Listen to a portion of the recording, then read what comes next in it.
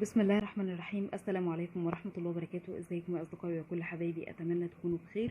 كل عام وأنتم بخير بمناسبة الشهر الكريم شهر رمضان. أعاد الله علينا وعليكم بالخير واليمن والبركات.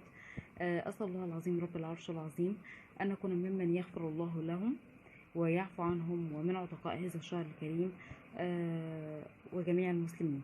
النهارده ان شاء الله هبدأ معاكم فيديو لمشتريات المطبخ، مشتريات متنوعة ومختلفة. ما تنسوش اذا عجبكم الفيديو تعملوا لايك وشير وسبسكرايب وتضغطوا الجرس اسفل الفيديو لكي يصلكم كل جديد. واتمنى منكم زيارة صفحة القناة على الفيسبوك باسم بنوتة منيوية. النهارده ان شاء الله هنبدأ مع بعض. دي صواني بسبوسة بنات من مصنع عبور اكتوبر، عبارة عن 3 قطع. طبعا زي ما انتم شايفين كده، دي الثلاث صواني. دي الصينيه الاصغر، ودي الصينيه اللي اكبر منها، اتمنى تكون ظاهره في الفيديو، ودي الصينيه الكبيره. طبعا ممكن تعملي فيها جلاش او تعملي فيها بقلاوه زي ما انت عايزه، مش بس للبسبوسه، وليها طبعا استخدامات كتير، وكل بنوته عارفه طبيعه احتياجاتها وهتستخدمها ازاي. دي بالنسبه لاستخداماتي انا للبسبوسه والجلاش. البقلاوه هشوف بعد كده ممكن استخدمها في ايه تاني. طبعا الثلاث صواني يا بنات كانوا عاملين 123 جنيه، الاسعار يرحمنا ربنا.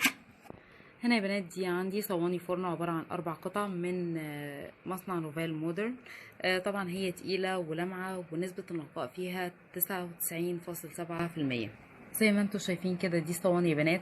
دي الصينيه الصغيره مقاس 24، دي 26، ودي مقاس 28، والكبيره مقاس 30. طبعا صواني تقيله جدا ولمعه زي ما انتم شايفين كده، حلوه وجميله جدا.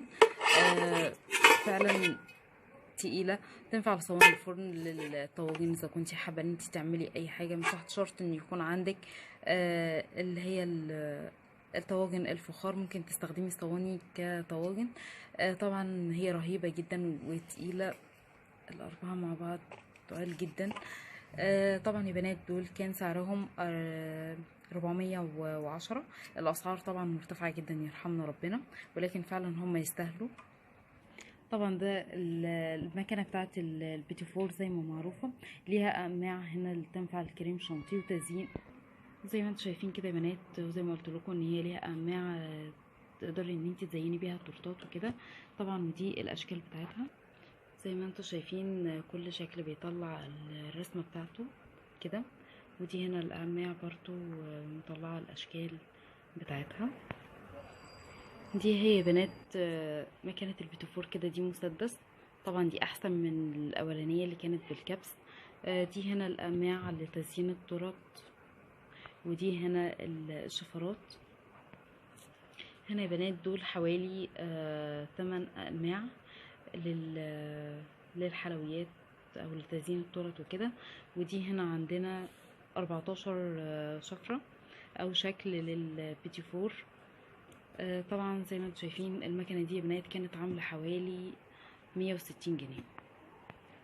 هنا يا بنات دي علب كده لخزين المطبخ زي ما انتم شايفين، تقدري تحطي فيها مكرونه اسباجيتي، مكرونه حلزون او سوسته او اي نوع، او لسان عصفور، او اي حاجه انت عايزه تحفظيها فيها.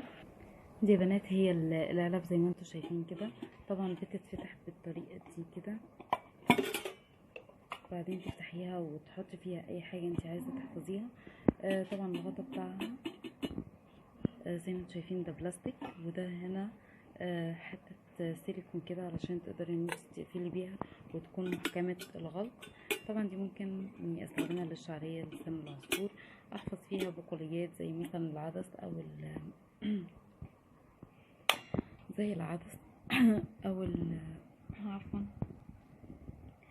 او الفول المدشوش او الفول بتاع التدميس.